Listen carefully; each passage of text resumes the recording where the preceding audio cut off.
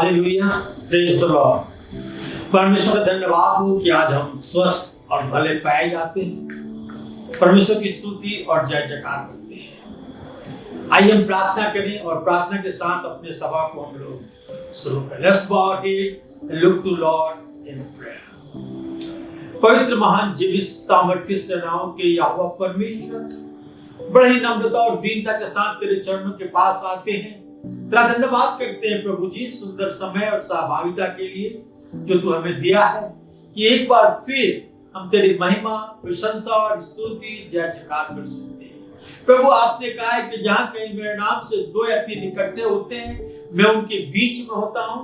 और प्रभु, आज आप हमारे बीच में हैं। सारी गौरव, महिमा, प्रशंसा आपको देते हैं। प्रभु, अपने मौजूदगी को महसूस होने दीजिए और हम में से प्रत्येक को नाम बनाम आशीर्वाद दीजिए कि आपकी महिमा, प्रशंसा और स्तुति और जय जयकार हो। प्रभु, इस सभा को आपके हाथ में सौंपते हैं। प्रत्येक भाई बहन, बच्चे जो इस वचन को सुन रहे हैं, प्रभु ने बहुतायत से आशीर्वाद कर आकाश के झरोखे को खोलकर आशीर्वाद की बारिश ऊपर उड़ेल दे प्रभु, कि तेरे महिमा, प्रशंसा और स्तुति और जय जयकार हो। मुझ नाचीज के साथ हो प्रभु, कि जो कुछ मैं बोलूं वो तेरी ओर से हो और तेरे नाम की महिमा, प्रशंसा और स्तुति और जय जयकार के लिए हो, प्रभु यीशु ख्रिस्ट के द्वारा, आमीन आमीन। आइए हम हिंदी की किताब से एक हिंदी गीत गाएंगे। प्रभु महान विचारु कार्य तेरे, कितने अद्भुत जो तूने बनाए।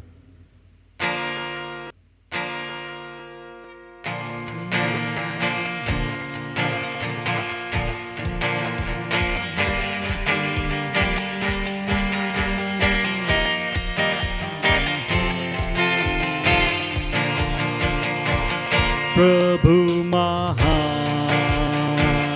विचारु कार्य तेरे, कितने अद्भुत जो तूने बनाए। देखूं तारे, सुनूं गजन भयंकर, साम तेरी सारे भूमंडल पर। प्रशंसा हो वे प्रभु यीशु की, कितना महान, कितना महान। प्रशंसा हो वे प्रभु यीशु की, कितना महान, कितना महान। वन के बीच में तराई मध्य उतरूं, मधुर संगीत मैं चिड़ियों का सुनूं। पहाड़ विशाल से जब मैं नीचे देखूं, झरने बहते, लगती शीतल वायु। प्रशंसा हो वे प्रभु यीशु की, कितना महान, कितना महान। प्रशंसा हो वे प्रभु यीशु की, कितना महान, कितना महान। जब सोचता हूँ कि पिता अपना पुत्र मरने भेजा है, वर्णन से आपार की क्रूस पर उसने मेरे पाप सब लेकर रक्त बहाया, कि मेरा होगा। प्रशंसा हो वे प्रभु यीशु की, कितना महान, कितना महान। प्रशंसा हो वे प्रभु यीशु की, कितना महान, कितना महान।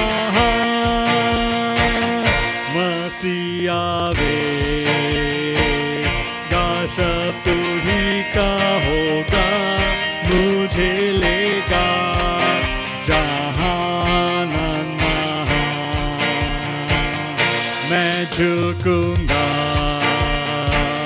सात आदर भक्ति दीनता और कहूँगा प्रभु कितना महान।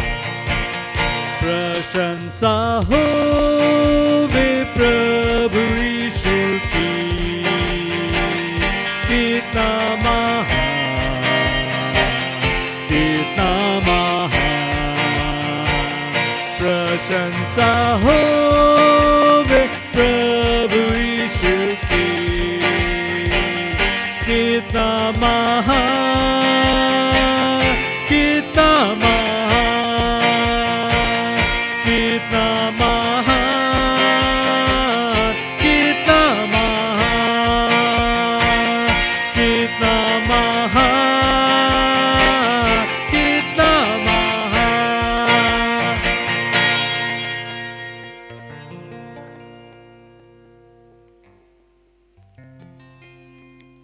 एक और गीत गाएंगे, तेरी आराधना करूं।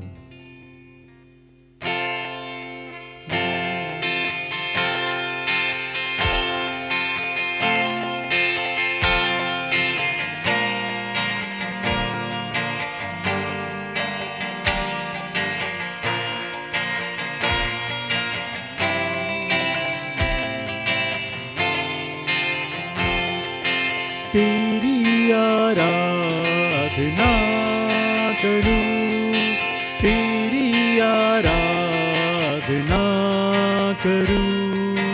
पाप क्षमा कर जीवन दे दे, दया की याचना करूं। तेरी आराधना करूं, तू ही महान सशक्तिमान, तू ही है मेरे जीवन का संगी। तू ही महान सशक्तिमान, तू ही है मेरे जीवन का संगी।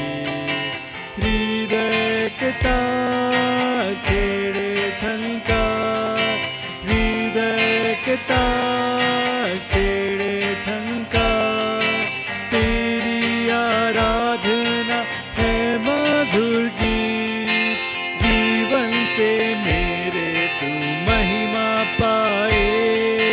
एक ही कामना करूं, पाप क्षमा कर जीवन देने, दया की याचना करूं। तेरी आराधना करूं, सृष्टि के हर एक कण कण में छाया है तेरी ही महिमा का राज।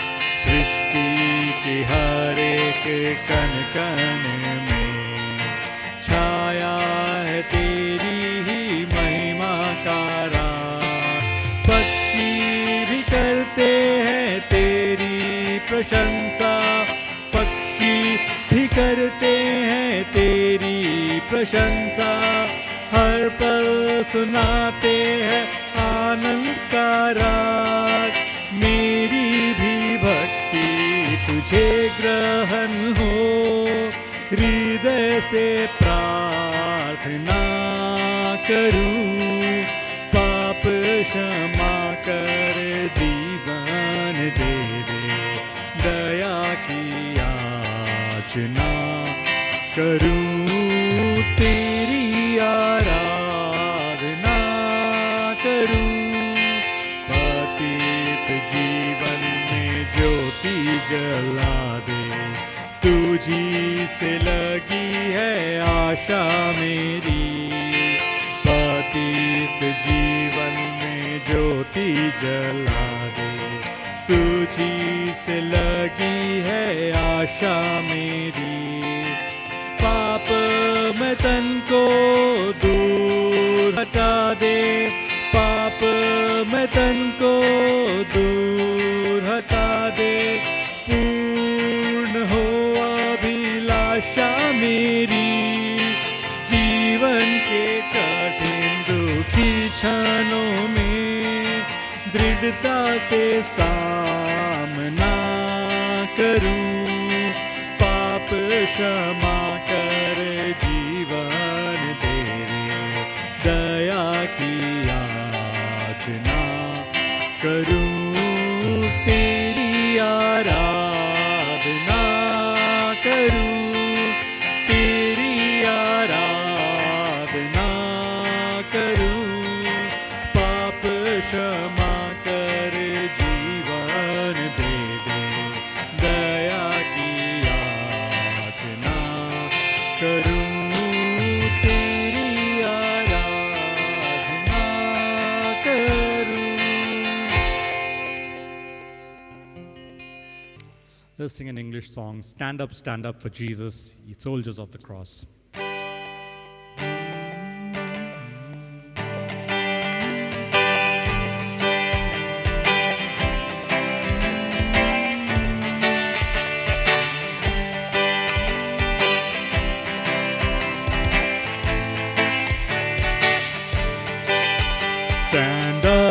Stand up for Jesus, ye soldiers of the cross.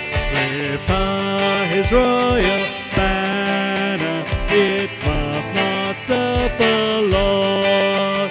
From victory unto victory, his army shall he lead, till every foe is vanquished and Christ is Lord indeed.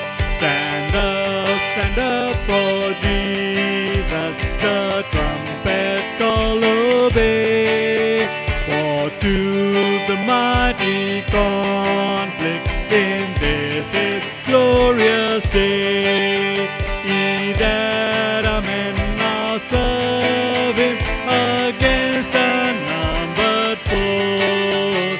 Let courage rise with danger and strength to strength oppose. Stand up for Jesus, stand in his strength alone. The arm of flesh will fail you, ye dare not trust your own.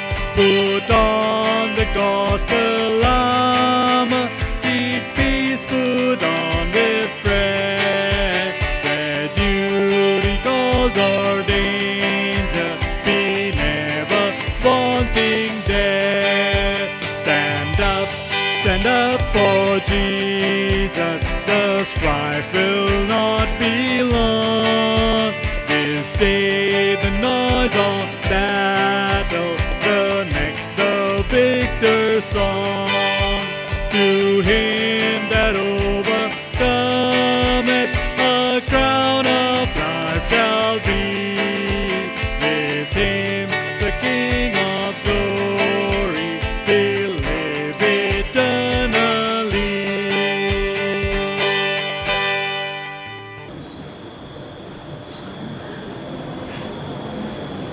आज की जिंदगी के सड़क पर जब हम चलते हैं, जब रोड के चौराहे पर खड़े हो जाते हैं, हमें मालूम नहीं हमें किस ओर चलना है, कौन रास्ते को लेना है, किधर जाना है। इसके विषय में बाइबल हमें बतलाती है, जो कि यशायाह के पुस्तक 6 अध्याय के 16 पद में लिखा हुआ है।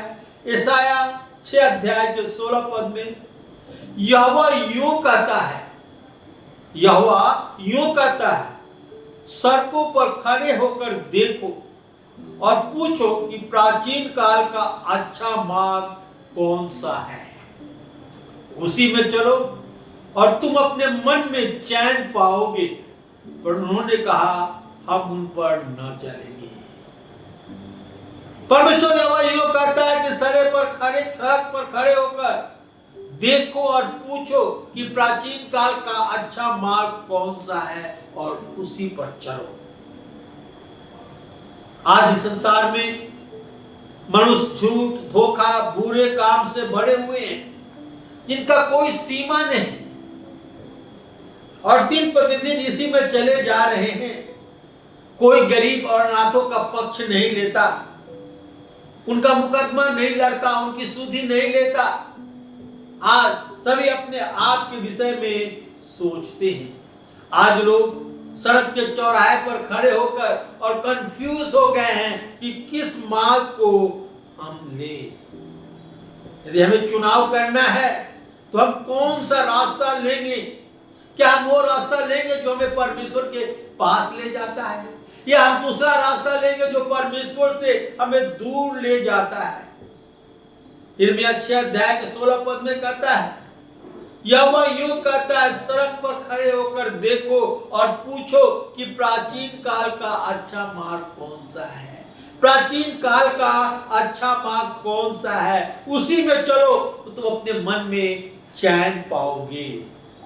यिर्मयाह इस्राएलियों से कहता है कि जब अपने जीवन के चौराहे पर खड़े हो तो पूछो कि अच्छा मार्ग कौन है, प्राचीन काल का अच्छा मार्ग कौन है। हम देखते हैं बार बार इस्राएली जब मिस्र से निकले, मिस्र देश से निकले, तो परमेश्वर के प्रति, मूसा के प्रति बगावत किया और परमेश्वर के रास्ते पर चलना नहीं चाहा।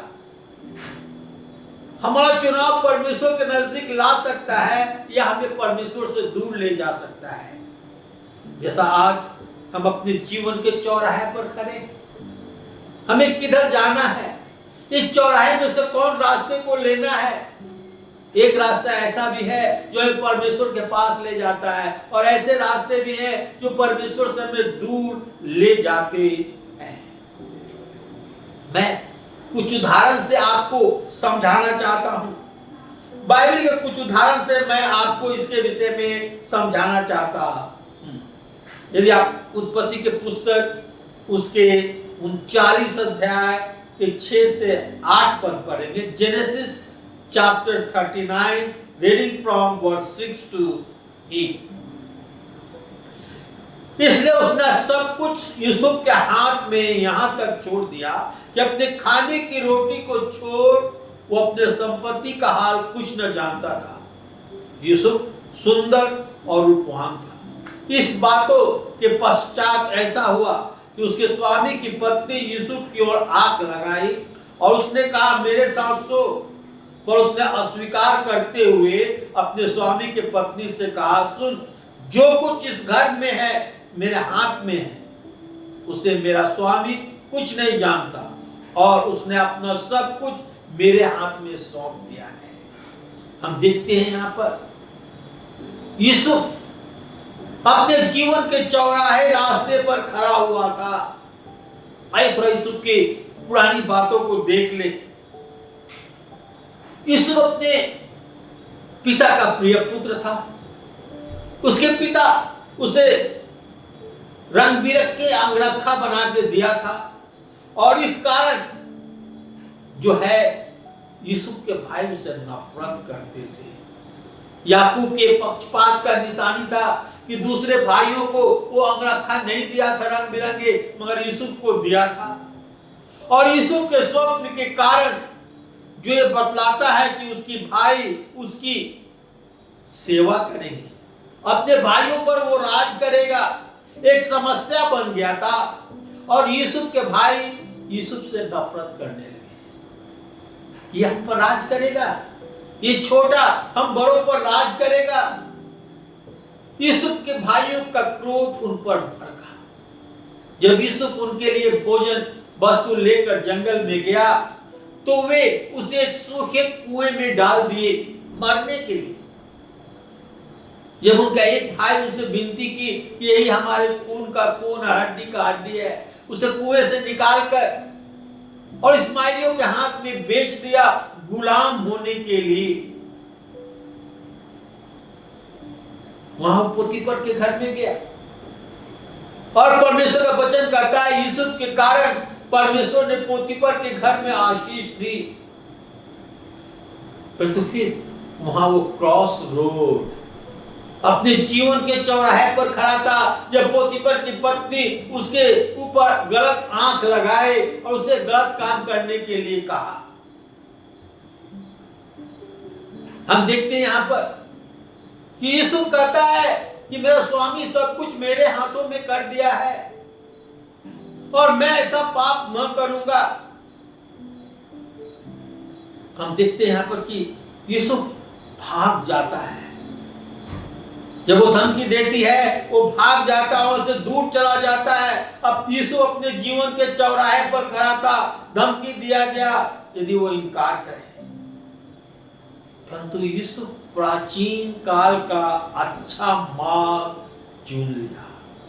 उसने फैसला किया कि वो परमेश्वर के प्रति विश्वास योग्य रहेगा, परमेश्वर के साथ खड़ा रहेगा। हमारे जीवन के चौराहे में भी कभी कभी इस प्रकार परीक्षाएं आती है जिससे हमें बचना चाहिए। तो हमें इस गलत कामों से दूर भाग जाना चाहिए, जैसा यूसुफ भाग गया। वो अपने जीवन के चौराहे पर खड़ा था। यूसुफ अपनी ईमानदारी के लिए जाना जाता था और आत्मिक व्यक्ति था। सड़क पर खड़े होकर देखो और पूछो कि प्राचीन काल का अच्छा मार्ग कौन सा है, उसी में चलो तो तुम अपने मन में चैन पाओगे। परमेश्वर का वचन कहता है। इस कारण यूसुफ को जेल में डाल दिया गया, झूठा इल्जाम लगाकर उसे जेल में डाल दिया गया। यूसुफ बहुत वर्षों तक जेल में रहा और बहुत वर्षों के बाद उसे राजा के पास लाया। हम देखते हैं यहां पर यूसुफ ने कोई गलत काम नहीं किया था, वो सही काम किया गया था और झूठा आरोप लगाकर उसे जेल में डाल दिया गया। बहुत वर्षों तक वो जेल में रहा और तब राजा को स्वप्न का अर्थ बताने के लिए राजा के पास वो लाया गया। उत्पत्ति 41 अध्याय के 33 पर, जेनेसिस 41:33 वर्ष। इसलिए अब फिरौन किसी समझदार बुद्धिमान व्यक्ति को ढूंढ ले, उसे मिस्र देश के ऊपर प्रधानमंत्री ठहराए। यूसुफ को जब राजा के पास लाया गया कि राजा के स्वप्न का अर्थ बता सके, और वो राजा का स्वप्न का अर्थ बताता है। कहता है, राजा तूने पहला स्वप्न देखा कि नील नदी से 7 मोटी मोटी गाय निकली, उसके बाद 7 दुबली पतली गाय निकली और जो मोटी गाय जो नील नदी के किनारे चल रही थी उन्हें खा लिया, निगल लिया, और फिर भी वो दुबली पतली दिखाई दी। यूसुफ राजा से कहता है, तूने दूसरा स्वप्न देखा कि नील नदी से गेहूं के 7 मोटे मोटे बाल निकले और उसके बाद 7 दुबले पतले पुरवाई के मरे हुए बाल निकले और वो 7 मोटे बालों को निगल गए और फिर भी वो दुबला पतला और मुरझाया लगा। यूसुफ राजा से कहता है कि हे राजा, ये स्वप्न का अर्थ एक ही है। परमेश्वर तुझे बताना चाहता है कि आगे 7 साल में तुम्हारे राज्य में, देश में बहुतायत से फसल होगी, अन्न होगा, उपज होगा, और उसके अगले 7 वर्ष ऐसे अकाल पड़ेंगे कि लोग भूल जाएंगे पहले बहुतायत के 7 वर्ष को। इसलिए कहता है, हे राजा, अब फिरौन किसी समझदार बुद्धिमान पुरुष को ढूंढ ले और उसे मिस्र देश के ऊपर प्रधानमंत्री ठहराए। उत्पत्ति 41 अध्याय के 38 पद में, सो फिरौन अपने कर्मचारियों से कहा कि क्या हमें कोई ऐसा पुरुष जैसा यह है जिसे परमेश्वर का आत्मा रहता है मिल सकता है? कहता है कि ऐसा पुरुष जिसे परमेश्वर का आत्मा रहता है मिल सकता है। फिरौन ये समझने पाया कि यूसुफ में परमेश्वर का आत्मा रहता है और वो यूसुफ को तुरंत मिस्र देश का प्रधानमंत्री बनाया। From prison to Firoz palace, बंदीगिरी से सीधे राजभवन में पहुंच जाता है। Pit to pyramid. क्यों? क्योंकि वो विश्वास योग्य रहा, परमेश्वर के साथ साथ चलता था। आप पूछ सकते हैं कि जब भाइयों ने उसे कुएं में डाल दिया, निकालकर इस्माइलियों के हाथ में गुलाम होने के लिए बेच दिया, फिर पोतीफर के घर में उसे लाया गया, वहां उसे झूठा इल्जाम लगाकर और जेल में डाल दिया गया, कई वर्षों तक जेल में रहा। ये सब क्यों? परमेश्वर उसे तैयार कर रहा था, परमेश्वर उसे सिखा रहा था एक ऊंचे पद के लिए कि उसे एक दिन मिस्र का प्रधानमंत्री बनना है। God was positioning him and preparing him to be the prime minister of Egypt. हम देखते हैं कैसे परमेश्वर ने यूसुफ को उठाकर और पूरे मिस्र का प्रधानमंत्री बनाया। यूसुफ अपने जीवन के चौराहे पर खड़ा था। जब पोतीफर की पत्नी उसे अपने साथ सोने के लिए कही, वो उससे दूर भागा। उसने प्राचीन काल का अच्छा मार्ग चुन लिया। वो परमेश्वर से डरता था, वो परमेश्वर के भय में चला। जब परमेश्वर उसे बंदीगृह से निकाला, फिर फिरौन के महल में पहुंचा दिया, सीधे मिस्र का प्रधानमंत्री बना दिया। क्यों? क्योंकि वो विश्वासयोग्य था, वो परमेश्वर से डरता था, वो प्राचीन काल का अच्छा मार्ग चुन लिया था। जब हम और आप अपने जीवन के चौराहे पर खड़े रहते हैं तो हमें अपने भविष्य के अच्छा करने के लिए, परमेश्वर के मार्ग पर चलने के लिए प्राचीन काल के अच्छे मार्ग को चुन लेना है। मैं एक और उदाहरण देना चाहता हूं। दानियल अपने जीवन के चौराहे पर खड़ा था। दानियल 6 अध्याय के 10 पद में पढ़ना चाहता हूं। Daniel chapter 6 verse 10। जब दानियल को मालूम हुआ कि पत्र पर हस्ताक्षर किया गया है, तब वो अपने घर में गया और जिसकी उपरौठी कोठी खिड़की यरूशलेम की ओर खुली रहती थी, और अपनी रीति के अनुसार जैसा वो दिन में 3 बार अपने परमेश्वर के सामने घुटने टेक कर प्रार्थना और धन्यवाद करता था, वैसा ही तब भी करता रहा। हम देखते हैं दानियल भी यूसुफ के समान बंधुआई में लाया गया था और उसे भी राजा के दरबार में कार्य मिला। आइए हम थोड़ा सा कंपेयर करें कि दोनों में सिमिलरिटी क्या है, बराबरी क्या है। यूसुफ और दानियल के जीवन में बहुत कुछ समानताएं हैं। दोनों नौजवानी में बंधुआई में गए थे और एक आदर्शपूर्ण नौजवान थे। दोनों राजा के दरबार में काम मिला, दोनों को राजा के दरबार में काम मिला। दोनों को बिना कारण सजा सहना पड़ा। दोनों की सजा एवं कठिन समय उनके उन्नति और आदर का कारण बना। दोनों स्वप्न का अर्थ बताया जो उन्हें आदर का पद दिया। दोनों शुद्ध जीवन व्यतीत किए बेविचारी लोगों के बीच में। दानियल 6 अध्याय के 7 पद में आपके सामने पढ़ना चाहता हूं। राज के सारे अध्यक्षों और हाकिमों, अधिपतियों, न्यायियों और गवर्नर ने भी आपस में सम्मति की कि राजा ऐसी आज्ञा दे, ऐसी कड़ी आज्ञा निकाले कि 30 दिन तक कोई, हे राजा, तुझे छोड़ किसी और मनुष्य या देवता से विनती न करे, और यदि जो करे उसे सिंह के बांध में डाल दिया जाए। दानियल से सब जलते थे। दानियल ईमानदार था, उसमें कोई गलती नहीं निकाल सकते थे। इसलिए कोई राजा के पास सारे अध्यक्ष, हाकिम, अधिपति, न्याय, गवर्नर मिलकर राजा के पास आए।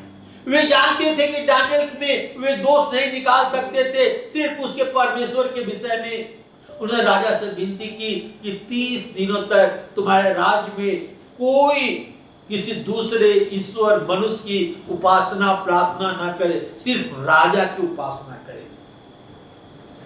और राजा से ये आज्ञा निकलवा दिया, यदि कोई दूसरे देवता या मनुष्य या किसी की उपासना करेगा उसके सिंह के मान में डाल दिया जाएगा।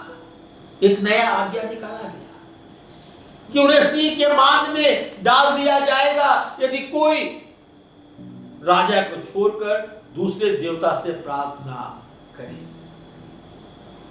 दानियल के सामने एक समस्या था, चुनाव करना था। दानियल अपने जीवन के चौराहे मार्ग पर खड़ा था। क्या करे? राजा की ओर से एक नई आज्ञा निकाला गया है। दानियल 6 अध्याय के 10 पद में लिखा हुआ है, जबकि दानियल को मालूम हुआ कि पत्र पर हस्ताक्षर किया गया है, वो अपने घर में गया जिसकी उपरौठी कोठी यरूशलेम की ओर खुली रहती थी, घुटने टेक कर प्रार्थना और धन्यवाद करता रहा। वैसा ही तब भी करता रहा। जब ये नया नियम निकाला गया कि राजा को छोड़ किसी और को प्रार्थना न किया जाए, दानियल अपने रीति के अनुसार अपने उपरौठी कोठी में जाकर उस खिड़की को खोलकर जो यरूशलेम की ओर खुलती थी और वो घुटने टेक कर और अपने परमेश्वर यहोवा से प्रार्थना करता रहा। दानियल का जीवन अनुशासित प्रार्थना जीवन था। दानियल अपने जीवन के चौराहे पर खड़ा था, पर वो प्राचीन काल का अच्छा मार्ग चुन लिया। वो राजा को आराधना प्रार्थना करने से इनकार किया। वो अपने यहोवा का प्रार्थना करता रहा और चुन लिया। लोगों ने दानियल के विषय में चुगली खाई कि वो तेरे आज्ञा को नहीं माना और राजा को फोर्स किए कि दानियल को सिंह के मान में डाल दिया जाए। दानियल 6 अध्याय के 16 पद में लिखा हुआ है, तब राजा ने आज्ञा दी कि दानियल को लाकर सिंह के मान में डाल दिया जाए। उस समय राजा ने दानियल से कहा, तेरा परमेश्वर जिसकी तू नित्य उपासना करता है वही तुझे बचाए। हम देखते हैं दानियल को तो सिंह के मान में डाल दिया गया। राजा कहता है जिससे तू नित्य प्रार्थना करता है वही तुझे बचाए। सिंहों को इस्तेमाल किया जाता था रोगों को मारने के लिए, परंतु हमारा परमेश्वर अपने लोगों को छुड़ाने के लिए, बचाने के लिए नए रास्ते खोल देता है। परमेश्वर ने सिंह के मुंह को बंद कर दिया। जितने सिंह थे सारे उनके मुंह को बंद कर दिया। सुबह को राजा चिल्लाते हुए आया, हे दानियल, क्या तू अभी तक बचा हुआ है? दानियल क्या कहता है? 6 अध्याय के 22 पद में, दानियल चैप्टर 6 वर्स 22, मेरे परमेश्वर ने अपना दूत भेजकर सिंह के मुंह को ऐसा बंद रखा है, उन्होंने मेरी कुछ हानि नहीं की, इस कारण कि हे राजा, मैं उसके सामने निर्दोष पाया गया और हे राजा, तेरे सम्मुख भी मैंने कोई भूल नहीं की। यद्यपि दानियल उस देश में बंद हुआ था, उसकी भक्ति परमेश्वर के प्रति, वो सामर्थी राजा के प्रति सामने एक गवाही था। अपने यहोवा के लिए वो एक सामर्थी राजा के सामने एक गवाही था कि वो अपने परमेश्वर से प्रार्थना किया करता था। और दानियल जो अपने जीवन के ये क्रॉस रोड पर, चौराहे पर खड़ा था, उसने चुन लिया प्राचीन काल का अच्छा मार्ग और जो कि पूरे राजा और राज को बदल दिया। आइए देखेंगे दानियल 6 अध्याय के 26 पद में राजा क्या कहता है।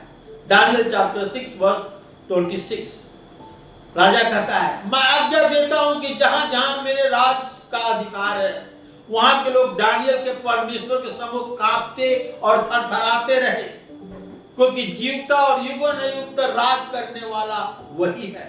उसका राज अविनाशी और उसकी प्रभुता सदा रहेगी।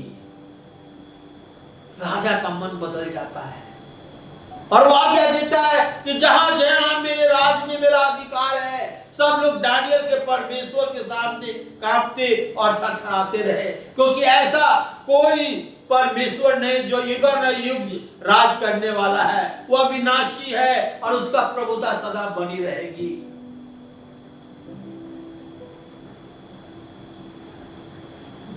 प्राचीन काल के अच्छे मार्ग को चुन लिया, जो परमेश्वर ने उसके जीवन को बचाया सिंहों के मान से, और उतना ही नहीं, उसके परमेश्वर की राज की महिमा हुई, परमेश्वर की महिमा हुई। राजा आज्ञा देता है कि दानियल के परमेश्वर के समूह कांपते और थरथराते रहे, क्योंकि वही सच्चा परमेश्वर है, वही युगानुयुग राज करने वाला परमेश्वर है, वह अविनाशी परमेश्वर है, उसका प्रभुता सदा स्थिर रहेगी। अपने जीवन के क्रॉस रोड पर खड़ा होना। हम आज क्या चुनेंगे? देखते हैं, यूसुफ एक चरवाहा था, फिर गुलाम बना, फिर कैदी बना, फिर पूरे मिस्र देश का प्रधानमंत्री बना, क्योंकि वो पुराने समय प्राचीन काल के अच्छे मार्ग को चुन लिया कि वो परमेश्वर के साथ साथ चलेगा। पोतीफर के पत्नी से भागा अपने आप को छुड़ाकर और परमेश्वर के प्रति विश्वास योग रहा, और परमेश्वर उसे गड्ढे से उठाकर और पूरे मिस्र देश का प्राइम मिनिस्टर बनाया, क्योंकि वो प्राचीन काल का अच्छा मार्ग चुन लिया था। एक गुलाम था जो सामर्थी मिस्र देश का प्रधानमंत्री बनाया गया। यूसुफ अपने व्यक्तिगत ईमानदारी के लिए जाना जाता था। यूसुफ एक देश को तैयार किया कि वो अकाल के 7 वर्षों तक भोजन प्राप्त कर सके। यूसुफ परीक्षा और ट्रायल से गुजरा। परमेश्वर उसे तैयार कर रहा था कि वो जिम्मेवारी को संभाल सके जब वो मिस्र का प्रधानमंत्री बने। परमेश्वर उसे तैयार कर रहा था कि जब वो मिस्र का प्रधानमंत्री बने, अपने जिम्मेवारी को संभाल सके। God was preparing and positioning him to take responsibility of Prime Minister of Egypt. He has to go through grind. He has to go through the trial, temptation. तब वो पुराने समय के प्राचीन मार्ग को चुन लिया और परमेश्वर उसे उठाकर और पूरे मिस्र देश का प्रधानमंत्री बनाया और उसे बहुतायत से इस्तेमाल किया कि 7 वर्षों के लिए अन्न इकट्ठा कर सके और बहुतों का प्राण बचा सके। हम देखते हैं उत्पत्ति 41 अध्याय के 38 पद। इसलिए फिरौन ने अपने कर्मचारियों से कहा कि हम कोई ऐसा पुरुष जैसा ये है जिसे परमेश्वर का आत्मा रहता है मिल सकता है। फिरौन कहता है क्या कोई हमें ऐसे कर्मचारी मिल सकता है जिसमें परमेश्वर का आत्मा रहता है। फिर यूसुफ को वो पूरे मिस्र का प्रधानमंत्री बनाता है। यूसुफ और दानियल की बहुत बातें समानता में थी, एक समानता। दोनों जवानी में गुलाम थे, दोनों बिना कारण सताया गया। उनका कठिन समय आदर पाने का मार्ग बना। दोनों का जीवन शुद्ध। ये व्यभिचारी लोगों के बीच में वे अपने प्राचीन काल के मार्ग को चुन लिए थे और अपने जीवन को शुद्ध रखते थे। जब आप अपने जीवन के चौराहे पर खड़े हैं तो देखें और पूछें, क्या आपने प्राचीन काल के अच्छे मार्ग चुन लिए हैं? मेरे भाई और बहनों, आज जब इस संसार में हम रहते हैं, अपने जीवन के चौराहे पर खड़े रहते हैं, हमारे सामने बहुत सारी परीक्षाएं आती है, बहुत सारी लालच आती है, बहुत सारी ऐसी चीज आती है जो हमें परमेश्वर से दूर ले जाती है। और हमें चुन लेना है, प्राचीन काल के उस अच्छे मार्ग को चुन लेना है जो हमें परमेश्वर के नजदीक लाता है। हमें परीक्षा, ट्रायल, टेम्पटेशन, दुख और समस्या से गुजरना पड़ता है, परंतु एक दिन परमेश्वर हमें उठाकर एक गड्ढे से उठाकर और पिरामिड ऊंचे स्थान पर ले जाता है। जिस प्रकार यूसुफ को परमेश्वर ने बंदीगृह से निकालकर और पैलेस में फिरौन के महल में पहुंचा दिया, पूरे मिस्र देश का प्राइम मिनिस्टर, प्रधानमंत्री बना दिया। यदि हम परमेश्वर के प्राचीन काल के अच्छे मार्ग चुन लेते हैं तो परमेश्वर हमें आशीर्वाद करता है। राजा कहता है कि जहां जहां कहीं मेरे राज है वहां सभी लोग दानियल के परमेश्वर के विषय में थरथराते और कांपते रहे, क्योंकि ऐसा जीवित और सामर्थ्य और युगानुयुग राज करने वाला और कोई परमेश्वर नहीं। मेरे भाई बहनों, यदि हम और आप अपने परमेश्वर के प्रति ईमानदार होते हैं, परमेश्वर के रास्ते पर चलते हैं और परमेश्वर के मार्ग को चुन लेते हैं, प्राचीन काल के अच्छे पुराने मार्ग को हम चुन लेते हैं तो परमेश्वर हमें आशीर्वाद देता है। हमें कुछ समय के लिए दुख और तकलीफ और संकट भोगना पड़ता है, झेलना पड़ता है, परंतु परमेश्वर अचानक हमें उठाकर और ऊंचे स्थान पर ले जाता है। आइए अपने आप को परमेश्वर के हाथ में सौंपते हैं। पुराने समय के प्राचीन अच्छे मार्ग को चुन ले, परमेश्वर के रास्ते पर चले, परमेश्वर के पीछे चले, तब आप देखेंगे कि परमेश्वर आपके जीवन में एक ऐसा आशीर्वाद लाएगा कि आप आशीर्वाद की खुद पाएंगे और दूसरों के लिए आशीर्वाद का कारण बनेंगे। साथ साथ यूसुफ अपने भाई जो मिस्र में नहीं रहते थे उनके जीवन को भी बचाया, बहुत सारे लोगों के जीवन को बचाया। क्या आप आज परमेश्वर के मार्ग को चुन लेंगे? प्राचीन काल के अच्छे मार्ग को चुन लेंगे जो परमेश्वर के नजदीक आपको लाता है, तो परमेश्वर आपको बहुत ऐसे आशीर्वाद देगा। आप सब झुकाएं और हम प्रार्थना करें। पवित्र महान जीवित सामर्थ्य प्रभु, हम तेरा धन्यवाद करते हैं आज के सुंदर समय के लिए और सहभागिता के लिए प्रभु, जो ने आज आपने हमें दिया है। प्रभु, जब हम पीछे चलते हैं तो हो सकता है कुछ समय के लिए हमें दुख और तकलीफ उठाना पड़े, परंतु आप आकाश में झरोखे को खोलकर और हमें आशीर्वाद देते हैं और गड्ढे से निकालकर ऊंचे स्थान पर खड़ा कर देते हैं। प्रभु जी, आप प्रिजन से निकालकर और पैलेस तक पहुंचा देते हैं, आप बंदीगृह से निकालकर और फिरौन के भवन में पहुंचा देते हैं। प्रभु, जिस प्रकार आपने यूसुफ को किया, प्रभु हम आपका धन्यवाद करते हैं। जितने भाई बहन आज ये वचन सुने प्रभु, उन्हें आशीर्वाद कीजिए, अपने मजबूत पंखों के नीचे रखिए प्रभु, कि आपकी महिमा, प्रशंसा और स्तुति और जय जयकार प्रभु जी होने दे। हमें बल, शक्ति और सामर्थ्य दे कि प्राचीन काल के अच्छे मार्गों को हम चुन लें, जो परमेश्वर का मार्ग है, कि हम परमेश्वर के पीछे चले। सारी गौरव, महिमा, प्रशंसा प्रभु यीशु हम आपको देते हुए ये प्रार्थना प्रभु यीशु ख्रिस्ट के नाम में चाहते हैं। सुनिए और कबूल कीजिए।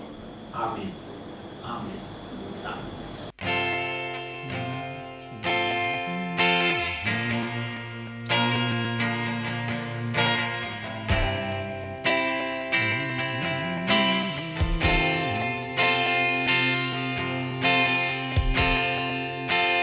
Draw me close to you.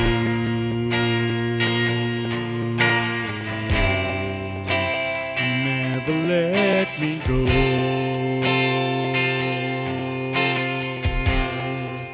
I'll lay it all down again to hear you say that I'm your friend. You are my desire.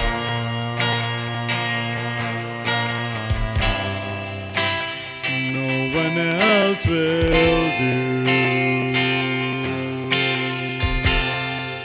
There's nothing else to take your place.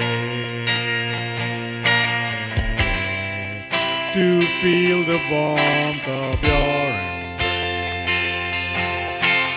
Help me find a way. Bring me back to you.